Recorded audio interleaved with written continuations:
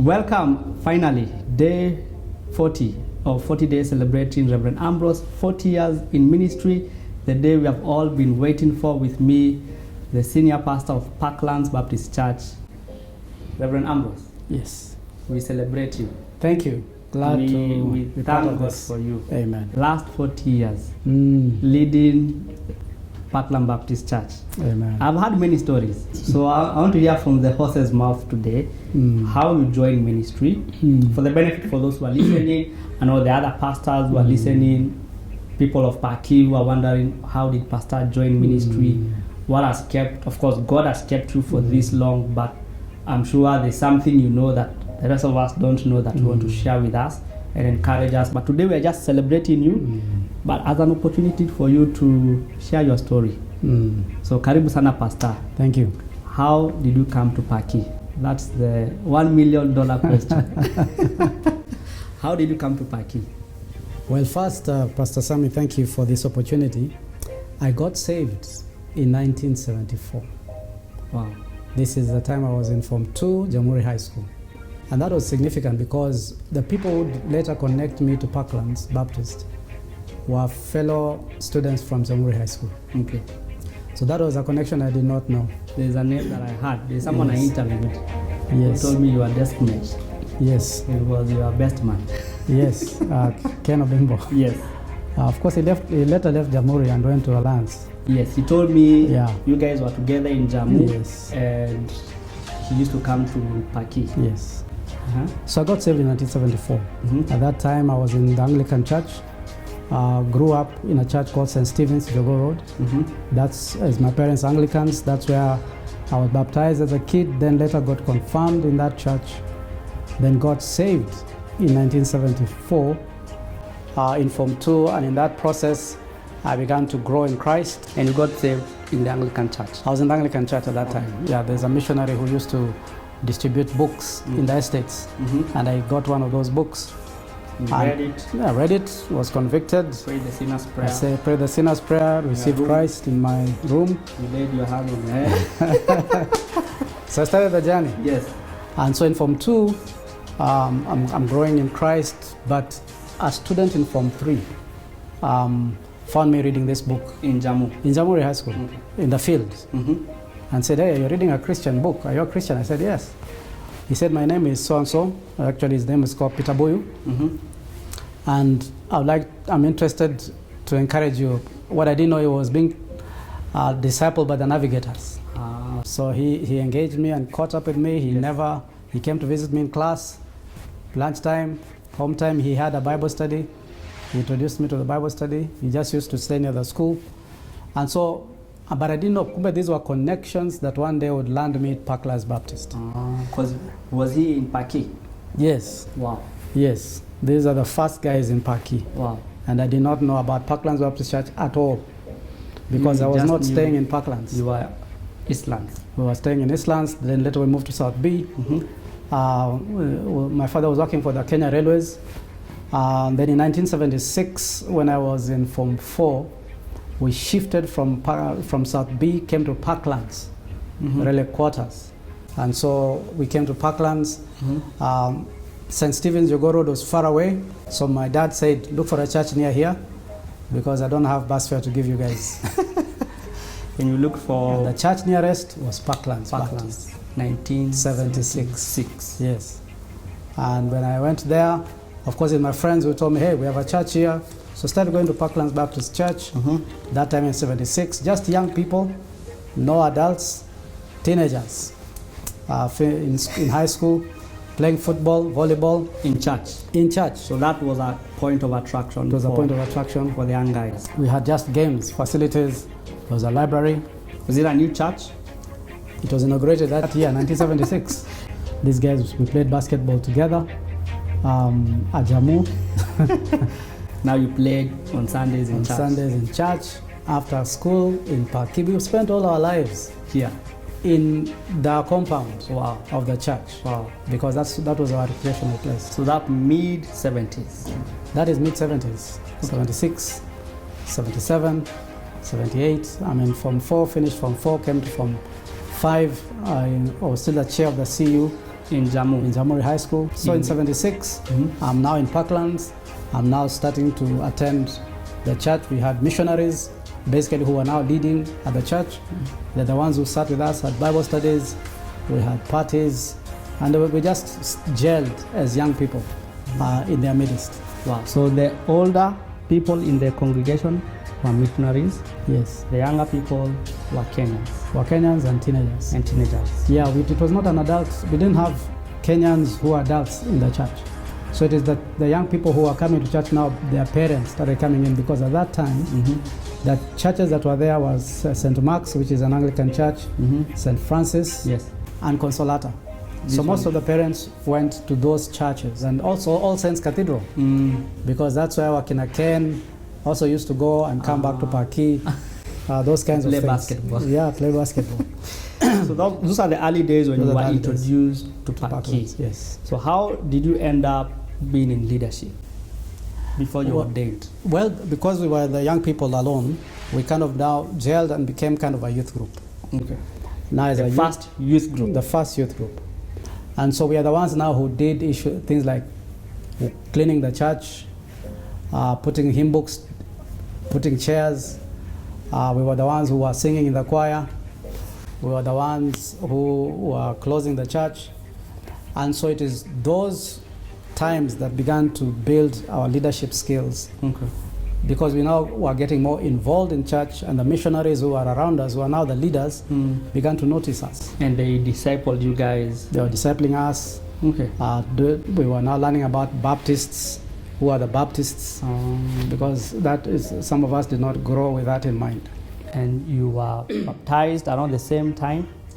Yes, in 1978. The pastor I found in 1976 was a pastor called Jimmy Houghton, very fiery pastor. Then he left. Then Jim Green, who came after him, is the one now who baptized me in 1978, after I was convinced that I must be baptized again, because I was baptized in the Anglican church. And confirmed? Yes. So there was no need. So there was no need to be baptized. Going under the water? Yes. So were you baptized at Ojijo or at Shorimoy? Because I've had many people are baptized at Shorimoy. Yeah, because at Shorimoy they had a baptistry. Okay. In Paki we did not have a baptistry. So when I was baptized is when we created, one of the members who was an engineer, took it as his project to put up a baptistry. Now it is in that baptistry, yes, I was baptized. In Ojijo? In Ojijo. Okay. 78? In 78. Okay. And then it is that baptistry baptized many other people. I saw a photo of you baptizing Pati Parutel, who is now a pastor in the States. As we back before, Paki was not PBC. It was another name. It was not PBC. Yes. Parklands used to be called Parklands Community Center. And that is the place where they used to reach out to the Asian community. Yes. The ladies would come to knit, to cook. So it was a community center. It was a community center. It was open. Came a church in 76. 1976. Okay. When it was inaugurated as a church. Okay. With church members. How did you become a deacon in 1981? Of course, we were involved in church, doing all kinds of things. In 78, I finished high school. From 79, I went to teach. I was teaching in one of the private schools in Gara. In 1980, I was teaching at Shaurimoyo Baptist, where they had a school, secondary school and a commercial school where I was teaching English. Secondary school, I was teaching maths and English. And so in that process, I got to know more of the missionaries there. Our presence got to be realized. And so in 1980, I'm very busy teaching. We are very busy as young people growing. Same time, you're also busy in Word of Life. Because most people are telling me that's how they connected with you at Word of Life. Yes. Same time, we are doing a lot of school ministry with Word of Life. I joined Word of Life in 1977 when I was in Form 5. Wow. A youth leader and also a preacher. So, and then we had a Word of Life team that used to preach in schools. And used to preach in Sheng, because Bishop JB said, and you had a rucksack. Yes, we preached in Sheng, did all kinds of things. We enjoyed ourselves. So in 1981, I joined Kenya Science Teachers College. The story that we have heard all through Kenya Science. Yes. 1982, God calls me to the ministry. I left Kenya Science, and it's that same year we had just, as a deacons team, gotten the new pastor, Charles Top. The same year? The same year in 82. When you were ordained? I was as a deacon? Previous year? 81. Okay. So you were involved in? I was involved in the group that welcomed the new pastor. Wow. The senior pastor. Wow. We were part of that team. And just for people to know, you were ordained with Deacon Gishane? Yes.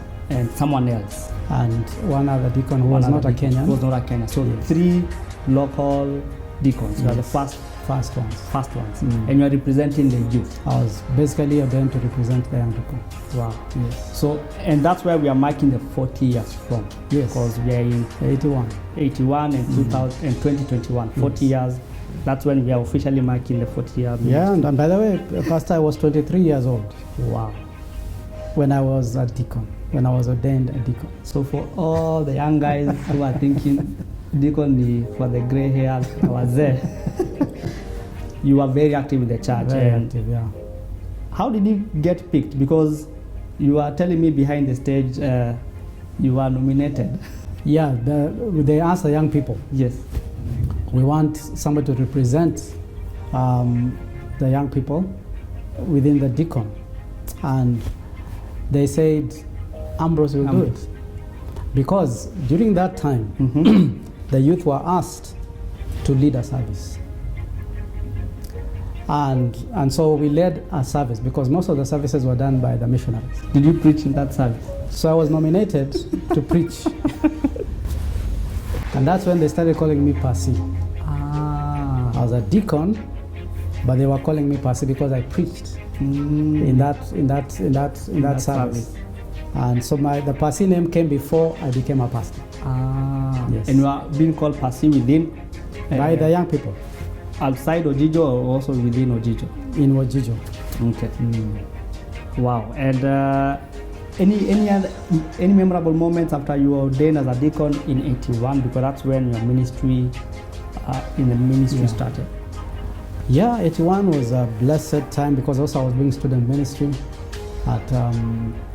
Later we were doing ministry at Kenya Science because I was already in Kenya Science. Yes. So I was also doing Baptist student ministry. We were right there. And you had an office here? I had an office at the University of Nairobi. So we were very busy. And then in 82, when God called me to the ministry, and I really did not know, it was not solid. I just knew I need to preach. I need to go out, I need to go to Bible school. So while in that process is when now Charles Top had already come. They were waiting, asking for somebody to assist him. And one of the deacons, a man I really appreciate by the name of Rev.Ambrose, approached me and he said, hey, you can make a good associate pastor. I said, no. I just want to be in the youth ministry. And so, but I thought about it, and later when I said I'll try, they said fine. So I was officially asked to become associate pastor, January 1983. That's the year I was born. Officially, and there was no pastor search committee. The deacons met. Yes. Said this young man I was basically can assist Rev. Top. And I told them, look, try me out for 3 months. Oh, you said try me out for 3 months? Yes. It's been 40 years, because I wasn't sure. I said 3 months. If I don't like it, I'm gone. You are gone. And they said fine. So they actually gave me a probation for 3 months. Gave me for 3 months, but after 3 months, I didn't look back. And you began your ministry as associate pastor in 1983. 83. So I shifted from being a deacon to a pastor. To now being an associate pastor. Were you ordained as an associate pastor? I was ordained as a deacon. I was also ordained as an associate pastor. Okay. In 1984. In 84? Yes. Okay. That was a very serious day. I'm telling you, my hands were laid on me. Many hands. And it was a very serious day. I went through an ordination committee. They asked me questions, but thank God I was ordained and took off as a pastor. Wow. And all that time you were single? All that time I'm single. So for the young people, no excuse. As a deacon, single. I was ordained in 84, was single for 10 years. Wow. Well, God just threw me into the fire, because in '83 I'm ordained as a pastor. I had already been discipled thoroughly, so I knew the scriptures in and out. So I was busy at Word of Life. We were doing preaching. Word of Life really was a big foundational place to learn a lot of things.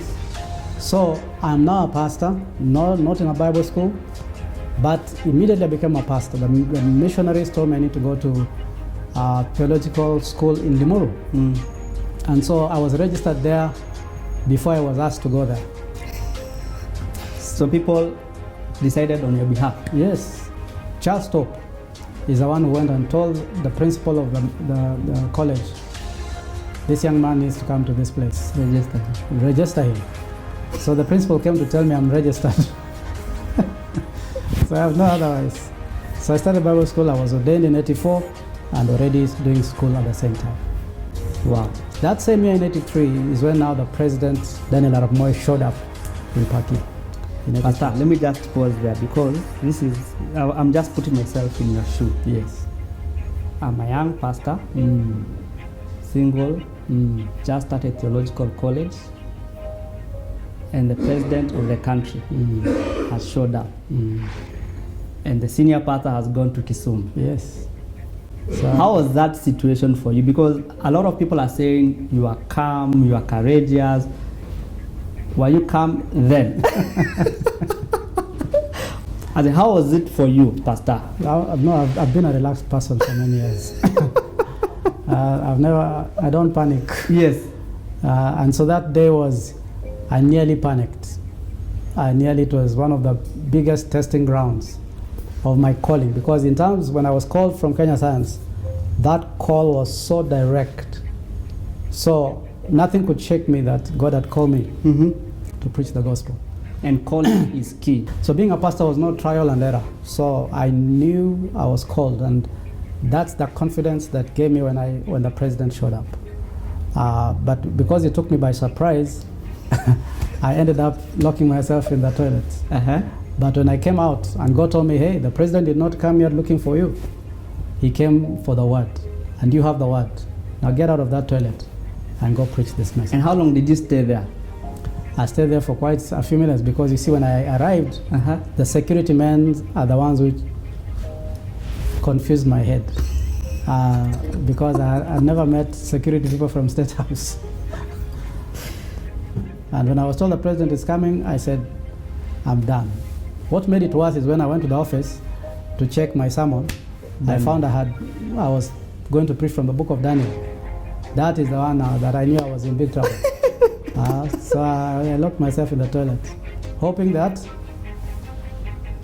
the president was a dream. Wow. But when the motorcade started driving in, that's when I realized, Nikubaya. You have been set up. I've been set up. The senior pastor ameishia. Amen. But that's when God just suddenly said, the president has come to hear my word, and you have the word. Release it. Get out of this place and go make it happen. And so that day I went out, preached, welcomed the president. He came in, I preached that day. I was kind of on automatic. It was a spiritual automatic gear. Okay, pause, Pastor. Yes. So you welcomed the president. Yes. Now, where were the deacons? The security people had come and asked for the pastor, because they came out saying, we want to meet the pastor. I said, the pastor went to Kisumu. They said, so who else is here? I said, I'm his associate. And they said, okay, the president is coming. We want you to tell us where he's going to sit, where he's going to park. So when they left, I went to the deacons, the missionaries, who are deacons. I told them the president is coming. I've just received information. The president is coming. They said, listen, you are the pastor. You are in charge. You are in charge. This is your president, not our president. In other words, walijitoa. I'm telling you. That's how I ended up doing the service on my own.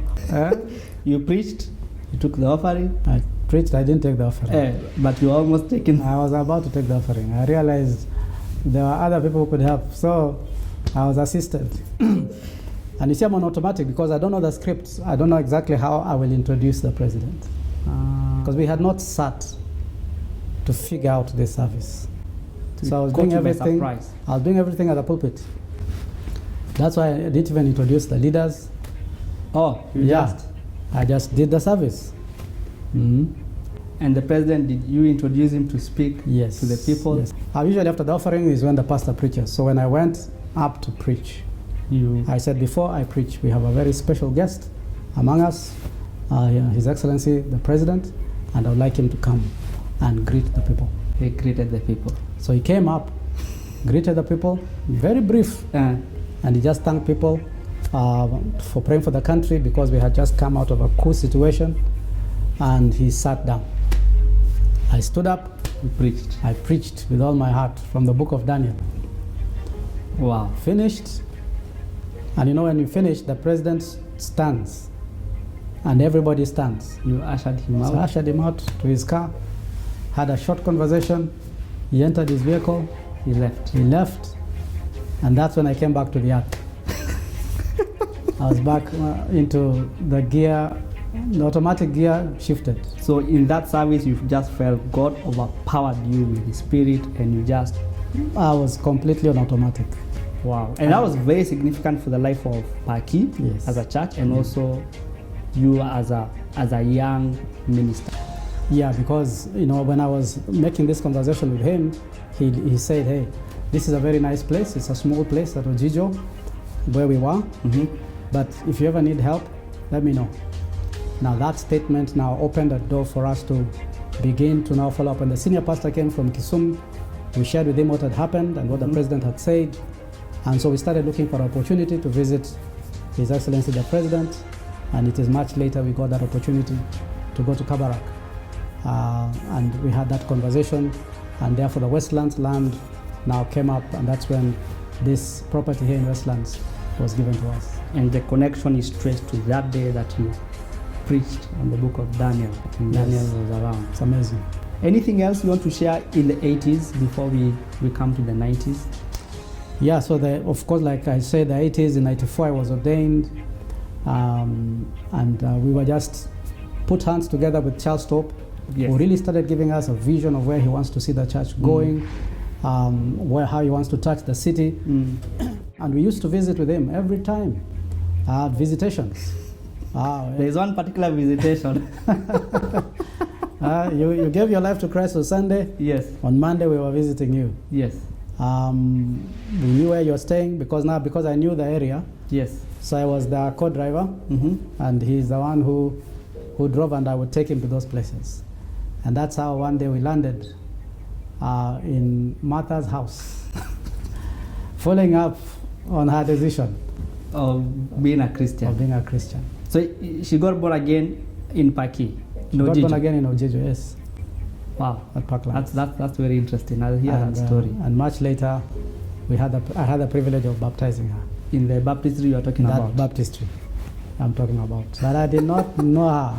Oh, you did not know her then? I knew her, but I did not know one day. Wow. She would become very key person in my life. Wow. She was just one of the many members we were following up. Washirika. So that's 85, 86. I was already in school, Bible school. I graduated in 87. In 87? Yes. And so for the graduating 87, with a diploma in theology. In 88, I was now settling to really engage the ministry. But that same year, I got a scholarship to go to Washington Baptist University in the US. Yes. And so August... It was another setup. It was another setup. So August 88, I left to the US. Wow. Washington Baptist University in Acadelphia, Arkansas. Again, that was a setup. The missionaries worked it behind the scenes. And I was in the US on a full scholarship. Wow. Completely. To sharpen your skills. To sharpen my skills. And so that's why I took Hebrew and Greek as my major subjects. Wow. And they really helped me. Wow. And that ends the season of the 80s. Yes, that's what ended the season of the 80s, because I was there until 91. Until 91. When I graduated and came back in 91. Pastor, we have to end there. We have to jump to part 2 for the 90s. So thank you for joining me, for being with me for this part 1. Part 2 coming soon.